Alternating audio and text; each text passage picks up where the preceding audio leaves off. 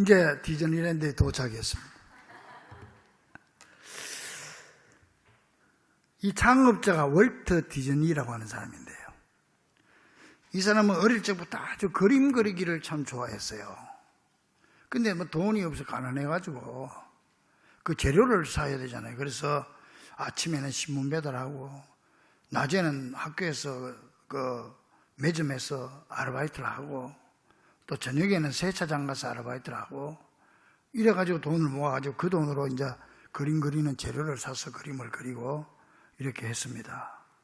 그가 고등학교 다닐 때 내가 앞으로 나는 이게 그림을 좋아하니까 만화가로 성공해야 되겠다 이런 결심을 하게 됩니다.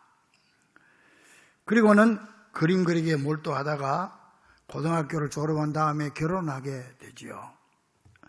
그 이제 결혼했는데 이 만화를 그리면서 생계를 이어가니까 이 뭐 수입도 얼마 없고 만화가 뭐 인기 있는 것도 아니고 그 당시에 자기 그림이 그리고 또 회사에서 그림에 소질이 없다. 그래서 당신은 소질이 없어. 그래 잘렸어요. 그러니까는 뭐 6개월 동안 방세도 못 내고 또 그 집에 쫓겨났어요.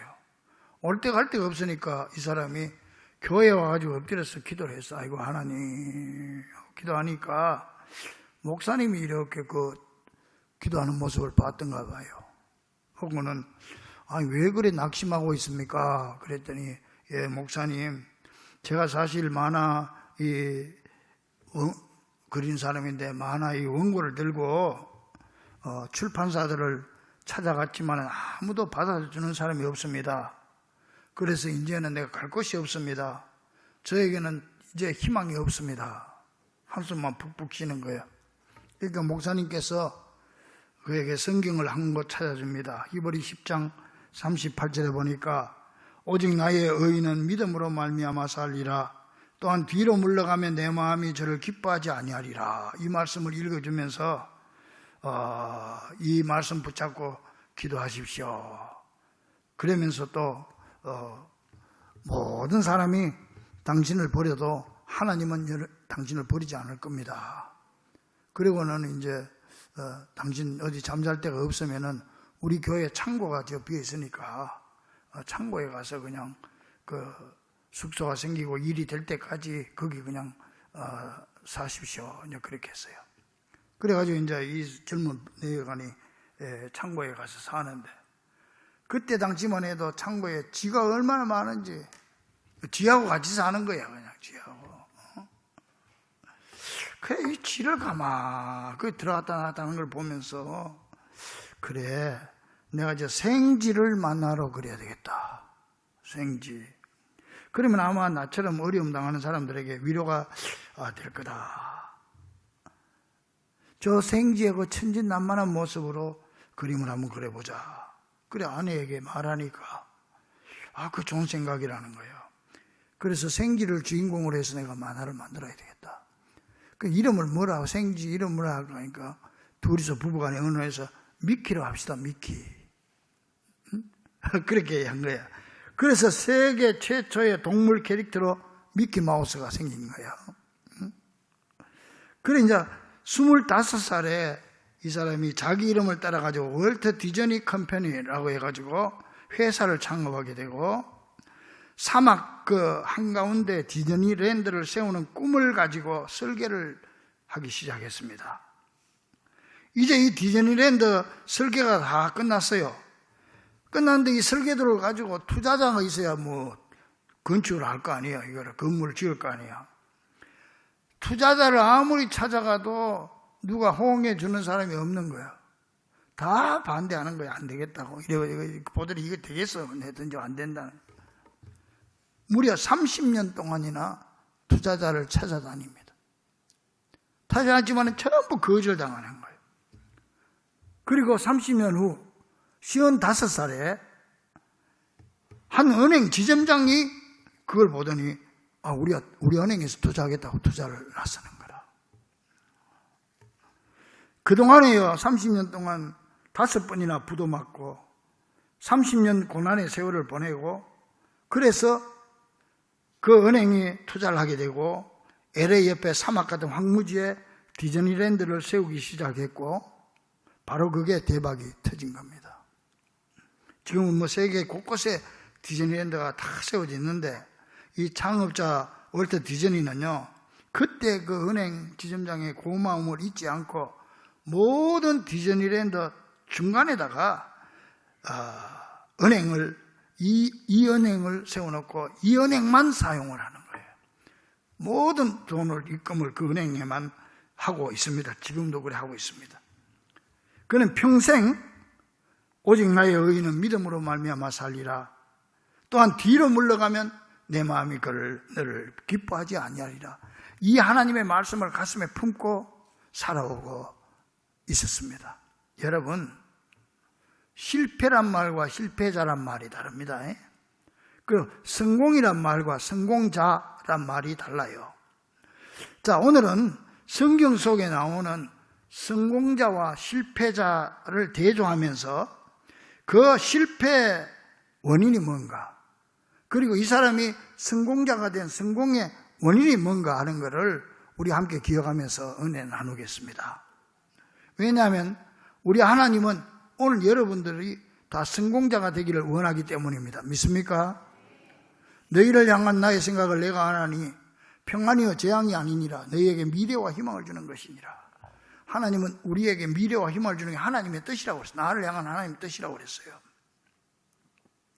자, 그러면은 먼저 이 성경에 나오는 사람 중에 사사시대의 대실패자인 엘리 대제사장과 그 동시대의 성공자인 사무엘 선지자의 경우를 한번 봅시다. 이 엘리 대제사장은요, 하늘같이 높은 자리요. 그 당시에 엘리 대제사장, 지금으로 말하면 대통령 자리, 임금의 자리에 있었던 사람이에요. 그때는 왕이 없을 때이기 때문에, 왕정시대가 아니기 때문에. 그런가 하면은 이 사무엘은 저 시골 영세 농가의 아들이었습니다. 그러나 결국 이 엘리 가문은 차츰차츰 몰락의 길로 떨어졌고, 사무엘은 당대의 명문으로 날로 상승하게 됩니다. 왜 그랬을까요? 한마디로 두 사람을 비교할 때 사명감의 차이였다. 믿습니까? 무엇의 차이였다? 사명감입니다. 사명감 붙잡고 늘어져야 됩니다. 엘리 대제사장은 사명감을, 대제사장의 막중한 사명을 가지고 있으면서 이 사명감을 저버렸어요. 저버리고 자기 관리도 못하고 자녀 관리에도 실패한 사람. 이 엘리 대제사장이나 홈리와 비나스라고 하는 두 아들이 있는데요, 이 두 아들이 얼마나 방탕했던지 그 하나님 앞에 드린 제물을 중간에 가로채고, 그때는 소잡고 양잡아 제사 드렸으니까 그 소잡고 양잡아 하나님 앞에 제사 드리면 갈고리를 갖다가 이끌어가지고 맛있는 부위를, 좋은 부위는 자기가 먼저 먹고 그 나머지 하나님 앞에 바치라고 해요. 그리고 또 성전에서 수종되는 여인들이 있어요. 요즘 천주교 수녀들처럼 수종되는 여인들을 또 못된 짓을 하고 이렇게 했단 말이에요. 근데 그보다 더 큰 문제는 뭐냐면은 이 아버지 엘리 대제사장이 그 사실을 알고도 하나님의 말씀으로 잘 양육하지 않았다는 겁니다. 내버려뒀다는 거예요. 그저 귀엽고 아낄 줄만 알았지 하나님 말씀으로 내 자녀를 양육하지 못했다는 거예요. 그래서 하나님 앞에 버림받습니다. 사명감을 버린 거죠. 그래서 하나님은 사무엘상 2장 34절에서 내 두 아들 홈리와 비나스가 한 날에 죽으리라. 같은 날에 죽을 거야. 또 내가 나를 위하여 다른 충실한 제사장을 세우리라. 뭐야, 너는 이제 끝났어. 너 대신 딴 제사장을 세울 거야. 그래서 결국 엘리 대제사장과 두 아들 한꺼번에 죽게 되고 그 가문이 폭삭 망하게 됩니다. 한번 따라합시다. 사람이 버리면 갈 곳이 있지만 하나님이 버리면 갈 곳이 없습니다. 믿습니까? 여러분, 하나님한테 버림받지 마시기를 바랍니다.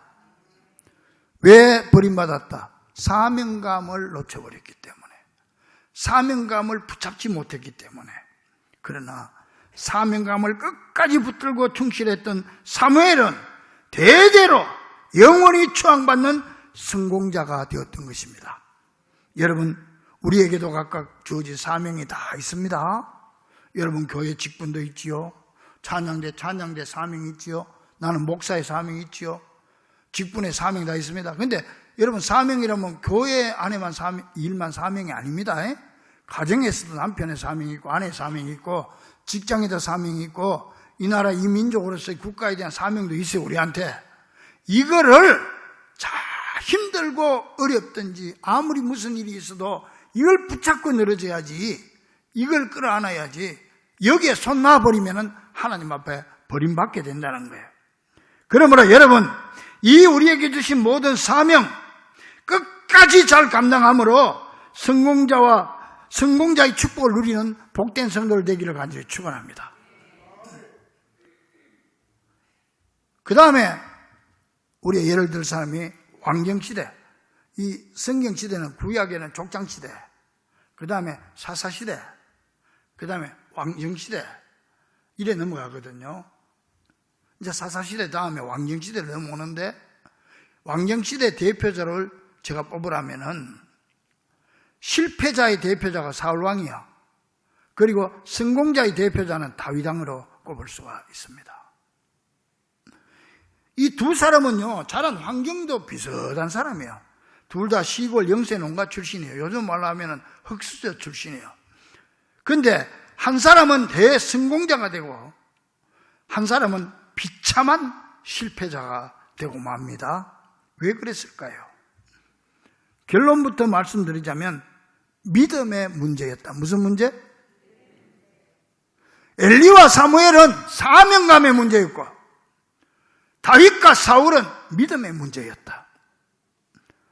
이 사울은 왕이 돼가지고 위기를 당하게 됐을 때 그만 믿음을 잃어버리고, 다윗은 죽을 자리에 내몰려도 하나님이 자신과 함께하고 하나님이 자신을 지킨다는 믿음을 굳게 붙잡았던 사람입니다.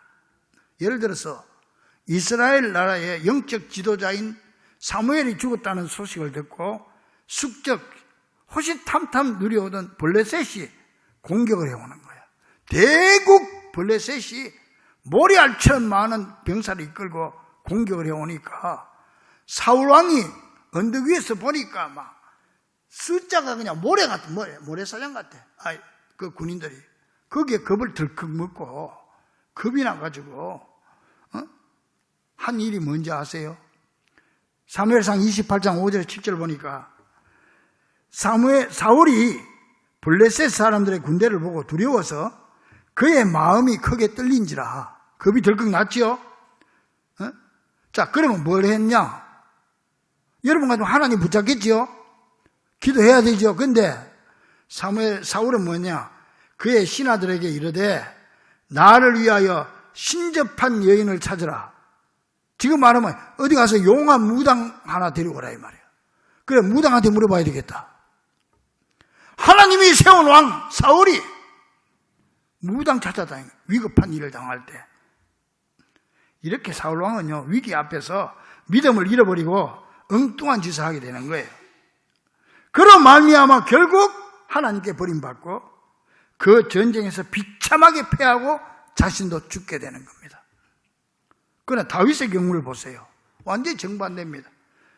다윗도 말할 수 없이 고난당했고 이 사울왕하고 비슷한 처지를 당합니다. 이 사울이 다윗을 얼마나 미워해가 죽이려고 쫓아다녔어. 다윗이 잘못한 게 하나도 없어요. 골리앗 때려잡은 것밖에 없어. 골리앗 잡으니까 백성들이 사울왕은 천천히요 다윗은 만만이로다. 그러니까 야, 왜 너는 천이고 너는 만이고 나는 천이냐, 이래가지고 시기 질투를 해서 다윗을 잡아 죽이려고. 그 국정 보는 거는 다 내버려두고 청와대가 아니지만은 그때는 여하튼 나와가지고 3,000명 군대를 이끌고 그 다윗 잡으려고 돌아다니는 거야. 이 왕이 돼가지고 이 사람이. 그 다윗이 얼마나 힘들었겠어요. 덜개처럼 이산저산 돌아다니면서 숨어 다니는 거예요. 그러다 시글락이라고 하는 곳에서 숨었는데, 그러니까 이제 그런 정치를 하니까 그 사울왕 밑에 억울한 일을 당한 이런 사람들이 얼마나 많았겠어요. 이 사람들이, 이 한 맺힌 사람들이 다윗을 다 찾아온 거예요. 그리 와가지고 한 600명이 찾아왔어요. 가족들까지 데리고. 그래야 시끌나게 있는데, 이제 남자들은 낮에 이제 뭐 딴 데 뭐 그 주변에 전쟁도 싸움도 하고 뭐 이렇게 뭐 사냥도 하고 나가잖아요.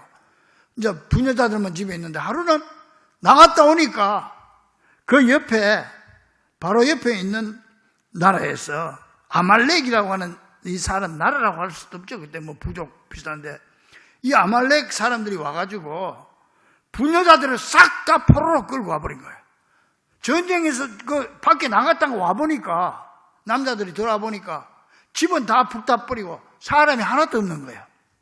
사무엘상 30장 3절 8절 보니까 다윗과 그의 사람들이 성읍에 이르러 본즉 성읍이 불탔고 자기들의 아내와 자녀들이 사로잡혔는지라 다윗과 그의 함께한 백성이 울 기력이 없도록 소리를 높여 울었더라. 안 그러겠어요? 울 기력이 없도록 우는 거예요. 응? 자, 그리고 이 백성들이 자녀들 때문에 마음이 슬퍼서 다윗을 돌로 치자 하니, 야, 이제 뭐 잘못되면 지도자 탓아니요. 야, 너 때문에 그랬다. 그 다윗을 죽이자고 그래. 돌멩이를 들고 있는 거야. 죽이려고. 얼마나 다급했습니까? 다윗이. 그래서 다윗이 크게 다급하였으나, 자, 이런 상황에서 다윗은 어떻게 했어요? 사울은 어떻게 했어요? 용한 무당 데리고 오느라고 그랬고, 다윗은 여기서 어떻게 했느냐? 다윗이 여호와께 묻자와 이르되, 그의 하나님 여호와를 힘입고 용기를 얻었더라. 믿습니까? 그럴수록 믿음 딱 붙잡고 하나님을 의지했다. 할렐루야. 그리고 뿐만 아니고 다윗이 여호와께 묻자와 이르되 믿음으로 기도했다. 믿습니까? 이게 사울하고 다윗의 차이입니다. 이게 믿음의 차이입니다. 이런 다윗을 하나님이 높여주셨고, 결국은 이스라엘 왕의 자리에 앉히고 그 후손으로 예수가 태어나잖아요. 그러므로 여러분, 문제는 지금 여러분이 당한 위기와 어려움이 문제가 아닙니다. 다윗같이 힘든 상황, 어려움 속에 처해 그게 문제가 아니에요. 그게 문제가 아니고, 위기 앞에서 과연 내가 믿음을 끝까지 붙잡고 있느냐, 믿음을 놓쳐버렸느냐 하는 게 문제예요. 하나님을 찾아오느냐, 우리 무당은 안 찾아가지만은 사람들 찾아다니느냐, 이게 문제예요. 그래서 성경 분명히 말합니다. 귀인들을 의지하지 말고 도울 힘이 없는 인생도 의지하지 말라. 그들의 호흡이 끊어지면 흙으로 돌아가서 그날에 그의 모든 생각이 소멸하리로다. 야곱이 하나님을 자기의 도움으로 삼으며 여호와 자기 하나님에게 자기의 소망을 두는 자는 복이 있도다. 할렐루야. 그럴 때 하나님 앞에 딱 눈을 돌려가 하나님 붙잡아요. 다윗이. 그때 하나님은 그 다윗의 믿음을 보시고 성공자의 길로 인도해 주시는 줄 믿으시기 바랍니다. 성경에 보면요, 전부 그런 얘기예요. 이게 다. 근데 여기 있는 사람들 다 얘기하려면 오늘 해가 빠져가지고 여러분 집에도 못 갈 것이고. 자, 사사시대 대표자, 왕정시대 대표자. 그러면 이제 신약으로 한번 넘어가 보자. 신약의 대표자로 실패자는 누구예요? 가룟 유다지. 그리고 신약의 성공자는 베드로. 한번 봅시다. 여러분, 가룟 유다는요 12제자 중에서 가장 똑똑한 사람이었습니다. 똑똑한 사람. 그래서 교회 안에서는 똑똑한 사람이 되면 안 돼. 똑똑한 장로님, 똑똑한 권사님 되지 마세요. 은혜스럽고 덕스러운 장로님 돼야 돼. 은혜스러운 권사님 돼야 돼. 믿습니까? 이게 똑똑한 사람들이 문제야. 이게 가룟 유다가 이게 얼마나 똑똑해. 또 이 사람이 요즘으로 말하면 운동권 출신이요. 주로 운동권 출신들이 똑똑합니다. 사리가 밝고 판단력이 아주 굉장히 똑똑한 척해요. 그 당시 로마 제국의 지배를 받고 있던 이 자기 조국의 독립을 위해서 인생을 걸었던 청년이었어요. 이 가룟 유다가.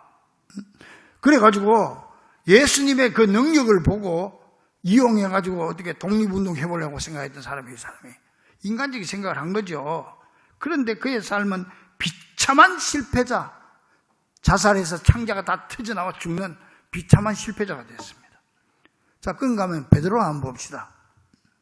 베드로는 저 바닷가에서 물고기나 잡아먹고 역사 의식도 없고 뭐 명성한 두뇌도 없어. 성경 보면 베드로가 뭐 그렇게 똑똑하다는 생각이 없어요. 근데다가 이 양반 또 성질이 또 급해가지고 또 성질 급해가지고 우리 교회도 옛날에 베드로 집사 있었는데 요새는 없지만은 뭐 이 낯서는 걸 좋아하고 그냥 그걸 못 참아가 딱 티 나오는 이 베드로가 그랬다니까. 그런데다가 실수가 그러니까 얼마나 많았어요. 그러니까 인간적인 면으로 보면은 가룟 유다하고 베드로는 비교할 수 없는 사람이었어요. 우리가 생각할 때 성공하면 당연히 가룟 유다가 성공해야 되고 베드로가 실패해야죠.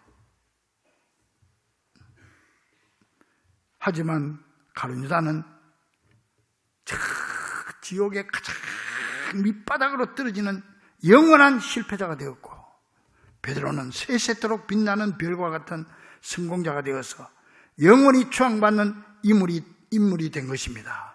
자, 그러면 그 이유가 뭡니까? 한마디로 신앙의 목적입니다. 뭐라고? 자, 아까 처음 얘기했어요. 엘리 제사장과 사무엘은 뭐가 문제였다? 사명감이 문제였다. 사울 왕과 다윗 왕은 뭐가 문제였다? 믿음의 문제였다. 가룟 유다와 베드로는 뭐가 문제다? 신앙의 목적이 문제다. 자, 한마디로 가룟 유다는요, 자기 중심으로 자기 목적을 위해서 예수님을 따랐어요. 그러니까 베드로는 내가 아니고 예수님 중심으로 예수만 바라보고 예수만 내 신앙의 목적으로 따라간 사람이에요. 요게 차이가 있어요. 그러니까 가룟 유다는요, 가룟 유다 형의 사람은 자기에게 예수님을 맞추죠. 그래서 내가 좋으면 좋고 내가 싫으면 싫습니다. 내 뜻 안에 안 맞으면은, 내 뜻에 안 맞으면 언제든지 돌아섭니다. 그러나 베드로 형의 사람은 어떠냐? 예수님에게 나를 맞춥니다. 내가 싫어도 예수님 좋으면 아멘입니다. 나는 이해를 못해도 예수님의 뜻이라면 무조건 따릅니다. 내가 손해가 되어도 이게 주님의 뜻이면 그 길을 가는 겁니다. 그래서 괴테 파우스트를 보면은 껍질을 벗지 못하는 뱀은 죽는다 그런 말이 있어요.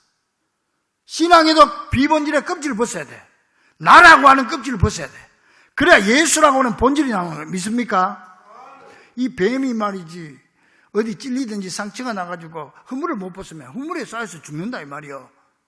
우리도 신앙생활에 비본질의 껍질, 예수님 외에 다른 건 다 비본질이야. 이 껍질을 덮였으면 내 신앙이 죽는다는 거야. 그러므로 비본질의 껍질을 벗어던지는 것, 이것이 성공적인 신앙인의 지름길이 되는 줄로 믿습니다. 자, 그러면 여러분 이제 우리가 심각해집니다. 심각합니다. 여러분은 어느 쪽입니까? 가룟 유다 쪽입니까? 베드로 쪽입니까? 내 중심입니까? 예수님 중심입니까? 베드로는 예수님이 가신 길은 십자가 지고 죽는 데까지 따라가는 사람이에요. 이 사람이. 가룟 유다는 내한테 손해가 되고 내 생각이 안 맞으니까 예수님 배반했던 사람이죠. 예수님 그 배반, 보통 배반에 돈 받고 팔아먹은 사람이야. 이 사람이 아주 돈을 좋아했던가 봐. 여러분은 어느 쪽입니까? 신앙의 비본질의 껍질을 벗어 던지기를 바랍니다. 이 시간에 여기다가 껍질 벗어놓고 돌아가시기를 바랍니다. 껍질 벗는 순간 여러분은 성공자의 길을 가는 것입니다. 왜? 하나님이 여러분을 도와줍니다. 그래서 마태복음 16장 24절 25절 보니까 누구든지 나를 따르거든 자기를 부인하고 껍질 벗으라는 얘기 아니에요. 나라고 하는 껍질을 벗으라 이거야. 내 정욕과 내 욕심에 껍질을 벗으라. 나를 부인하고 자기 십자가를 지고 나를 따르라. 누구든지 제 목숨을 구원코자 하면 잃을 것이요 누구든지 나를 위하여 제 목숨을 잃으면 찾으리라. 이런 삶이 바로 오늘 본문의 말씀입니다. 본문 한번 봅시다. 같이 한번 봅니다. 시작. 자, 너희는 먼저 누구나 예수님의 나라와 의로가 예수님을 바라보라 이 말이에요. 예수님의 뜻에다가 나를 맞추라 이거야. 그러면 어떻게 한다? 이 모든 것을 그러면 여러분이 필요한 거 물질도 주고 건강도 주고 여러분의 성공도 줘서 여러분을 성공자의 길로 인도해 줄 것이다. 믿습니까? 이거 진주와 같은 말씀이에요. 그러므로 오직 예수만 나의 인생의 목적으로 삼고 예수만 바라보고 예수만 따라갑시다. 여기에 사는 길이 있고 성공자의 길이 있습니다, 여러분. 힘들고 어려워도 그 길만 가자고요. 예수님만 바라봅시다. 소원해가 돼도 예수님만 바라보면 나중에 주님이 넘치도록 채워줄 줄로 믿습니다. 그래서 저는 입버릇처럼 얘기하는 게 있어요. 신앙생활 할 때 성도들 사람 보지 말고 예수님만 보고 하라고. 믿습니까? 목사 보고 신앙생활 하면 안 돼요. 나도 보지 마세요.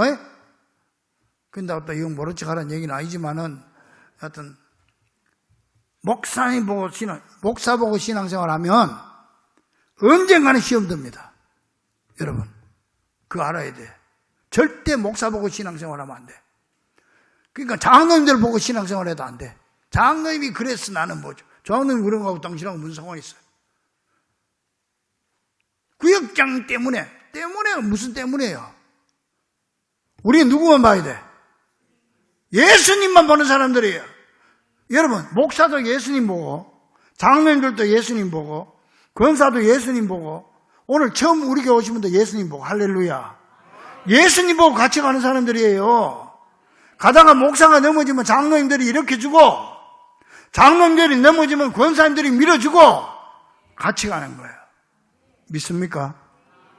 베드로 스타일. 할렐루야. 가룟유다 스타일 되지 말기 바랍니다. 가룟유다 스타일은 찬양돼도요 내가 좋아서 하는 거예요. 물론 자기도 좋으면 좋아. 좋지만 내가 싫어도 하는 게 베드로 스타일이야. 주의 일도 마찬가지, 모든 일이 마찬가지야. 내가 좋아서 나한테 초점 맞추면 안 돼. 예수님한테 맞춰야 돼. 믿습니까? 따라합니다. 오직 예수님만 바라보고 신앙생활 합시다. 오직 예수님만 바라보겠습니다. 할렐루야. 그렇게 신앙생활 합시다, 우리. 사랑하는 우리 중가족들이요. 아직 우리 인생 경주는 끝나지 않았어요. 여러분 지금 힘들고 어려워요? 다윗처럼 죽기 직전까지 가 있는 거예요. 그래도 끝나지 않았어요. 죽지 않았어요. 아직 살아있어요. 이제 남은 우리의 인생, 실패자가 아닌 성공자의 길로 걸어가기를 우리 주님은 그걸 원하십니다.